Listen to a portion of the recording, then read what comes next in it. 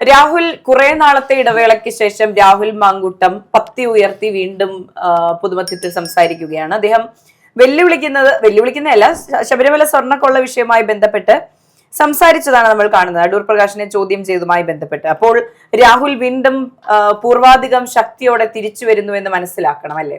തിരിച്ചു വരുന്നു എന്നല്ല ഇതിൽ നിന്നും നമ്മൾ മനസ്സിലാക്കുന്നത്. ഇപ്പൊ രാഹുൽ മാങ്കൂട്ടത്തിനെ സംബന്ധിച്ച് ഇന്ന് കോൺഗ്രസ് പാർട്ടിയിലില്ല, കോൺഗ്രസ് പാർട്ടിയുടെ കാര്യങ്ങൾ ഇടപെടേണ്ടതുമില്ല. പക്ഷെ രാഹുലിനെ എന്തുകൊണ്ടാണ് ജനങ്ങൾ ചേർത്ത് നിർത്തുന്നത്, അല്ലെങ്കിൽ കോൺഗ്രസ്സുകാർ ഇപ്പോഴും രാഹുലിന് പിന്തുണ കൊടുക്കുന്നത് എന്താണ് എന്നതിനുള്ള പ്രധാനപ്പെട്ട കാരണം ഇത് തന്നെയാണ്. അപ്പോൾ കൃത്യമായി രാഷ്ട്രീയ കാര്യങ്ങളിൽ ഇടപെടുക. അപ്പോൾ എന്തിനാണ് അടൂർ പ്രകാശിനെ അറസ്റ്റ് ചെയ്തിട്ടുള്ളത്? അടൂർ പ്രകാശിനെ വെറുതെ അറസ്റ്റ് ചെയ്താണ്. രാഹുൽ കൃത്യമായിട്ട് വിമർശിക്കുന്ന ചോദ്യം ചെയ്യാൻ വിളിപ്പിച്ചത് എന്തിനാണെന്ന് കൃത്യമായി രാഹുൽ മാങ്കൂട്ടം പറയുന്നുണ്ട്. 2019 ഈ ഒരു വിഷയം നടക്കുന്നത്. അതിനു മുന്നേയും അദ്ദേഹം MP തന്നെയായിരുന്നു എന്നതൊരു യാഥാർത്ഥ്യമാണ്. അതാണ് രാഹുൽ മാങ്കൂട്ടം കൃത്യമായിട്ട് പറയുന്നത്. അദ്ദേഹം അതിന്റെ കൂട്ടത്തിൽ തന്നെ രാഹുൽ മാങ്കൂട്ടം കൃത്യമായിട്ട് മുഖ്യമന്ത്രിയും വിമർശിക്കുന്നുണ്ട്. ഇപ്പൊ ഒരു ഫോട്ടോ എടുത്തതിന്റെ പേരിലാണെങ്കിൽ, അങ്ങനെയാണെങ്കിൽ ആദ്യം ചോദ്യം ചെയ്യേണ്ടത് മുഖ്യമന്ത്രിയാണ്. മുഖ്യമന്ത്രിയുമായിട്ടുള്ള ചിത്രങ്ങൾ, ഫോട്ടോകൾ, വീഡിയോകൾ ഇതെല്ലാം സാമൂഹ്യ മാധ്യമങ്ങളിൽ നമ്മൾ കണ്ടതാണ്. അപ്പോ അത്തരത്തിൽ വിഷയങ്ങൾ നിലനിൽക്കുമ്പോൾ അടൂർ പ്രകാശിനെ മാത്രം, അടൂർ പ്രകാശ് എന്ന് UDF-ന്റെ ചെയർമാനാണ്, അപ്പം അത് രാഷ്ട്രീയ പ്രേരിതമാണ്. അപ്പൊ നമുക്കറിയാം ഇന്നത്തെ മാധ്യമങ്ങളുടെ എല്ലാം തലക്കെട്ട് എന്തായിരുന്നു എന്ന്. കോൺഗ്രസിന്റെ MP-യെ, UDF-ന്റെ ചെയർമാനെ, അടൂർ പ്രകാശിനെ SIT ചോദ്യം ചെയ്യുന്നു. പക്ഷെ നമ്മൾ ഓർക്കേണ്ട മറ്റൊരു കാര്യം എന്ന് പറയുന്നത് 2019 കാലയളവിൽ ദേവസ്വം മന്ത്രിയായിരുന്ന കടകംപള്ളി സുരേന്ദ്രനെ ചോദ്യം ചെയ്യുന്ന, ഇതുപോലെ വിളിച്ചു വരുത്തി ചോദ്യം ചെയ്യുന്ന ഒരു അവസ്ഥ ഉണ്ടായിരുന്നു. അന്നത് അറിയാതെ 2 ദിവസം കഴിഞ്ഞ്, അല്ലെങ്കിൽ ഈ ചോദ്യം ചെയ്യലിന് ശേഷമാണ് മാധ്യമങ്ങൾ അറിയുകയും അത് ആഘോഷിക്കാൻ സമയം ലഭിക്കുകയും ചെയ്തത്. അപ്പോൾ ഭരണപക്ഷത്തിരിക്കുന്ന ഒരു പാർട്ടിയുടെ ഒരു പ്രതി, അല്ലെങ്കിൽ സംശയിക്കപ്പെടുന്ന ഒരാളെ ചോദ്യം ചെയ്യുന്നതിനും പ്രതിപക്ഷത്തിരിക്കുന്ന ഒരാളെ ചോദ്യം ചെയ്യുന്നതിനും 2 പ്രിവിലേജ് ഉണ്ടെന്നാണ് നമുക്ക് മനസ്സിലാക്കേണ്ടത്. ഇപ്പോ കടകംപള്ളി പറഞ്ഞത് സത്യമോ കള്ളമോ ആയിക്കോട്ടെ, പക്ഷേ CPM അനുകൂലികൾ പറയുന്നത് അത് ചോദിച്ച് മനസ്സിലാക്കലായിരുന്നു എന്നാണെങ്കിൽ, അടൂർ പ്രകാശിനെ ചോദ്യം ചെയ്തതും അയാൾക്കെതിരെ തെളിവുള്ളതും അയാൾ ഉണ്ണികൃഷ്ണൻ പോറ്റിയുടെ അലങ്കയെന്നൊക്കെയാണ് പറയുന്നത്. അല്ലാതെ ആഘോഷിക്കുകയാണ്. ഇപ്പോ സോഷ്യൽ മീഡിയയിൽ സൈബർ സഖാക്കന്മാരുടെ പ്രസ്താവനകൾ കേട്ട് കഴിഞ്ഞാൽ അടൂർ പ്രകാശ് ആണ് അവിടുന്ന് സ്വർണം മോഷ്ടിച്ചുകൊണ്ട് പോയത്, അല്ലെങ്കിൽ സ്വർണം ഒരുക്കിയത് അടൂർ പ്രകാശ് ആണ് എന്നുള്ള രീതിയിലാണ് ഇന്നവരുടെ സംസാരങ്ങളെല്ലാം. അദ്ദേഹം കൃത്യമായിട്ട് പറയുന്നുണ്ട്, ചോദ്യം ചെയ്യലിന് ശേഷം കൃത്യമായിട്ട് അദ്ദേഹം കടുപ്പിച്ച് പറയുന്നുണ്ട്, എന്നെ വിളിപ്പിച്ചത് ഉണ്ണികൃഷ്ണൻ പോറ്റിയുമായിട്ടൊരു ഫോട്ടോ SITക്ക് ലഭിക്കുന്നു, ആ ഫോട്ടോയെ പറ്റി ചോദിക്കാനാണ്. അതിന് കൃത്യമായിട്ടുള്ള ഉത്തരം ഞാൻ കൊടുത്തിട്ടുണ്ട്, അതിന്റെ മേൽ എന്നോട് ഒന്നും ചോദിച്ചിട്ടില്ല എന്നാണ് അദ്ദേഹം പറയുന്നത്. അങ്ങനെ ഫോട്ടോയുടെ പേരിൽ വിളിച്ചു വരുത്തുകയാണെങ്കിൽ ആദ്യം വിളിച്ചു വരുത്തേണ്ടത് മുഖ്യമന്ത്രി എന്നാണ് രാഹുൽ മാങ്കൂട്ടം കൃത്യമായിട്ട് വിമർശിക്കുന്നത്. അതെ, അപ്പൊ അതിലേക്കാണ് വരുന്നത്. രാഹുൽ മാങ്കൂട്ടം അത് ഈ പറഞ്ഞതുപോലെ ഇപ്പൊ മുഖ്യമന്ത്രിക്ക് മുന്നറിയിപ്പ് നൽകുന്നത് പോലെയാണ് ആ സംസാരം നടത്തുന്നത്. അതിനുശേഷം അദ്ദേഹം പറയുന്ന ഒരു കാര്യമുണ്ട്, ഈ ശബരിമല സ്വർണ്ണക്കൊള്ളയുമായി ബന്ധപ്പെട്ട ഈ സ്വർണം കട്ടവരെ പിടിച്ചു പോലീസിൽ ഏൽപ്പിക്കുന്നു, അല്ലെങ്കിൽ നിയമത്തിന്റെ മുന്നിൽ കൊണ്ടുവന്നു ഒരു പ്രതീതി സൃഷ്ടിച്ചുകൊണ്ട് വീണ്ടും പ്രതിച്ഛായ വീണ്ടെടുക്കലാണ് സർക്കാർ ഉദ്ദേശിക്കുന്നത് എന്ന് രാഹുൽ പറയുന്നുണ്ട്. അപ്പോൾ എനിക്ക് തോന്നുന്നു ഈ പ്രസംഗത്തിലൂടെ, അല്ലെങ്കിൽ ഈ വലിയ നിലപാട് അറിയിക്കലിലൂടെ രാഹുൽ മാങ്കൂട്ടവും പ്രതീക്ഷിക്കുന്നത് അതല്ലേ, പ്രതിച്ഛായ വീണ്ടെടുക്കൽ, വീണ്ടും സജീവമായി തിരിച്ചു വരൽ. തീർച്ചയായിട്ടും നമ്മൾ രാഹുൽ മാങ്കൂട്ടത്തിനെ നേരത്തെ എങ്ങനെയായിരുന്നു കണ്ടിരുന്നത്? ഒരു യൂത്ത് കോൺഗ്രസിന്റെ സംസ്ഥാന അധ്യക്ഷനായിരുന്ന സമയത്ത് തീപ്പൊരി നേതാവായിട്ടുള്ള രാഹുൽ മാങ്കൂട്ടത്തിനാണ് കണ്ടിട്ടുള്ളത്. കൃത്യമായിട്ടുള്ള നിലപാടുകൾ പറഞ്ഞിട്ടില്ല.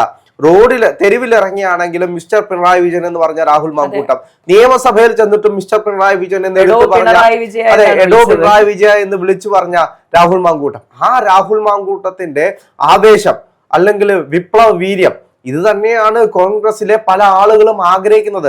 ഒരു യുവനിര എന്ന് പറയുമ്പോൾ അതിശക്തമായിട്ടൊരു യുവനിര ആയിരിക്കണം. അതിൽ രാഹുൽ മാങ്കൂട്ടം കൊടുത്തിട്ടുള്ളൊരു പങ്ക് ചെറുതല്ല.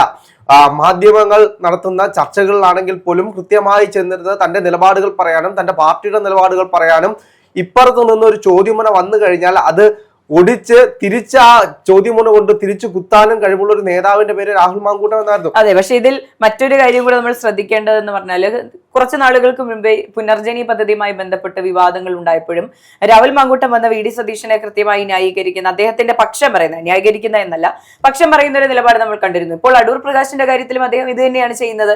അപ്പോൾ കോൺഗ്രസിലെ മുതിർന്ന നേതാക്കളെ, ഈ പറഞ്ഞ തീരുമാനമെടുക്കുന്ന നേതാക്കളെ എല്ലാം ചാക്കിലാക്കാനുള്ള ഒരു ഒരു തീരുമാനമായി അല്ലെങ്കിൽ ഒരു നടപടിയായി ഇതിനെ കാണേണ്ടി വരുമെന്നാണ് ഞാൻ മനസ്സിലാക്കുന്നത്.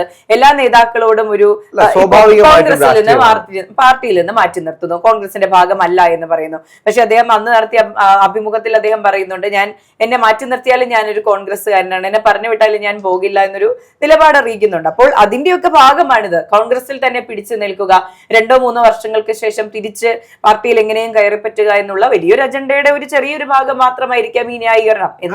പക്ഷേ ഇതിനകത്ത് ഞാൻ പറയാം, ഇന്ന് രാവിലെ എന്നെ ഒരു അമ്മ വിളിച്ചിട്ടുണ്ടായിരുന്നു. നമുക്കറിയാം, നമ്മുടെ ഇതിൽ നമ്പർ കൊടുത്തിട്ടുണ്ട്. അപ്പൊ നമ്പർ കണ്ടിട്ടാണ് വിളിക്കുന്നത്, മോനെ രാഹുൽ മാങ്കൂട്ടത്തിനെ എന്ത് വില കൊടുത്തും പാലക്കാട് മത്സരിപ്പിക്കണം. ഞാൻ എന്താണ് അപ്പൊ അമ്മ പറയുന്നത്, എല്ലാ വിഷയങ്ങളും മാധ്യമങ്ങളിലൂടെ നമുക്ക് മനസ്സിലായിട്ടുള്ളത് എല്ലാം പച്ചക്കള്ളം എന്നാണ്. ഇപ്പോൾ രാഹുൽ തെറ്റ് ചെയ്തിട്ടുണ്ടോ ഇല്ലയോ എന്നത് കോടതിയൊക്കെയാണ് തെളിയിക്കേണ്ടത്. പക്ഷെ ഇത്ര രാഷ്ട്രീയ പ്രേരിതമായിട്ട് ഒരാളെ നശിപ്പിക്കാൻ വേണ്ടിയിട്ട് കൂട്ടുനിൽക്കുന്നത് ശരിയാണോ? രാഹുലിനെ പറ്റി ഞങ്ങൾക്കെല്ലാം കൃത്യമായിട്ട് അറിയാം. ഇത്രയ്ക്ക് നല്ലൊരു പയ്യൻ വേറെയില്ല. ഏത് വിഷയത്തിലാണെങ്കിലും ഞങ്ങളെ ചേർത്ത് നിർത്തുന്ന ഇതേപോലൊരു നല്ല പയ്യൻ വേറെയില്ല. ആ പയ്യൻ പാലക്കാട് തന്നെ മത്സരിക്കണമെന്നാണ് ഞങ്ങളുടെ എല്ലാം ആഗ്രഹം എന്ന് പറഞ്ഞുകൊണ്ടൊരു അമ്മ വിളിച്ചു. അപ്പോൾ ഇത്തരത്തിൽ ആളുകൾ രാഹുലിനെ തേടി വിളിക്കുകയാണ്. അമ്മയാണെങ്കിൽ വളരെ വികാരധീരായിട്ടാണ് സംസാരിക്കുന്നത്. രാഹുലിന് പാലക്കാട് സീറ്റ് കൊടുത്തേ പറ്റത്തുള്ളൂ, രാഹുലിനെ എല്ലാവരും കൂടെ ചതിക്കുകയാണ്. അപ്പോ അത്രയും ആരാധകർ എന്ന് ഞാൻ പറയുന്നില്ല, അത്രയും രാഹുലിനെ വിശ്വസിക്കുന്ന ഒരു കൂട്ടം ആളുകൾ ഇപ്പോഴും ഉണ്ട്. അതെ, ഒരുപാട് ആൾക്കാരുണ്ട്. പക്ഷെ ഈ കേസുകളുടെ ഒന്നും വിശ്വാസം നമുക്ക് ചോദ്യം ചെയ്യാൻ കഴിയില്ല. അതെല്ലാം ഇപ്പോൾ 2-3 പെൺകുട്ടികൾ പുറത്തു വന്നിട്ടുണ്ട്, മറ്റു പല സ്ത്രീകളും പറഞ്ഞിട്ടുണ്ട്. ഇപ്പോൾ ഈ പറഞ്ഞതുപോലെ നീതിക്കും നമ്മുടെ നീതിന്യായ വ്യവസ്ഥയുടെ മുന്നിലാണ് കേസുള്ളത്. അവർ തന്നെ അന്വേഷിക്കട്ടെ എന്നുള്ളതേ നമുക്ക് പറയാൻ സാധിക്കുള്ളൂ. എല്ലാവരും പറയുന്ന മറ്റൊരു കാര്യം, കഴിഞ്ഞ ദിവസം വന്നിട്ടുള്ള സുപ്രീം കോടതി വിധിയുമായി ബന്ധപ്പെട്ടിട്ടാണ്. സുപ്രീം കോടതി വിധി അനുസരിച്ച് ഇപ്പോൾ രാഹുൽ കൊടുത്തുള്ള എല്ലാ കേസിലും വിവാഹ വാഗ്ദാനം നൽകി പീഡിപ്പിച്ചു എന്ന് പറയുന്ന വകുപ്പും കൂടിയുണ്ട്. അത് ബലാത്സംഗമായി കണക്കാക്കാൻ കഴിയില്ല എന്നുള്ള സുപ്രീം കോടതി വിധിയാണ് കഴിഞ്ഞ ദിവസം വന്നത്. അത് രാഹുലിന്റെ കേസിലാണെങ്കിലും രാഹുലിന്റെ അഭിഭാഷകർക്ക് കോടതിയുടെ മുന്നിൽ ഇത്തരത്തിലുള്ള കേസ് നിലനിൽക്കുന്നുണ്ട്, സുപ്രീം കോടതിയുടെ പരാമർശമുണ്ട് എന്ന് കൃത്യമായിട്ട് പറയാൻ കഴിയുമെന്ന് പല ആളുകളും പറയുന്നുണ്ട്. അതുകൂടാതെ തന്നെ നിയമപരമായിട്ട് നോക്കിക്കഴിഞ്ഞാൽ രാഹുലിനെ ഒന്നും ചെയ്യാൻ കഴിയില്ല.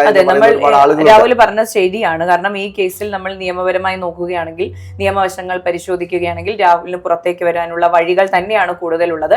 പക്ഷേ ഇതിൽ ധാർമ്മികതയുടെ ഒരു വശത്തെ പറ്റിയാണ് ഞാൻ എപ്പോഴും സംസാരിക്കാറുള്ളത്. അദ്ദേഹം ചെയ്തത് തെറ്റാണെന്ന്. വിവാഹിതയായ സ്ത്രീ ആണെങ്കിൽ പോലും വിവാഹ വാഗ്ദാനം നൽകി ലൈംഗിക ബന്ധത്തിൽ ഏർപ്പെടുക എന്നത് തെറ്റാണെന്ന് ഞാൻ വിശ്വസിക്കുന്നു. എന്നെ പോലെ വിശ്വസിക്കുന്ന ഒരുപാട് മനുഷ്യർ, ഇപ്പോൾ രാഹുലിനെ വിശ്വസിക്കുന്ന മനുഷ്യർ അപ്പുറമുണ്ട് എന്ന് പറയുന്ന പോലെ തന്നെ ഇപ്പുറം രാഹുൽ ചെയ്ത തെറ്റാണ് എന്ന് വിശ്വസിക്കുന്ന മനുഷ്യരുണ്ട്. പക്ഷെ ഇവരെല്ലാം തന്നെ രാഹുലിനെ തൂക്കിക്കൊല്ലണമെന്ന് പറയുന്നവരല്ല.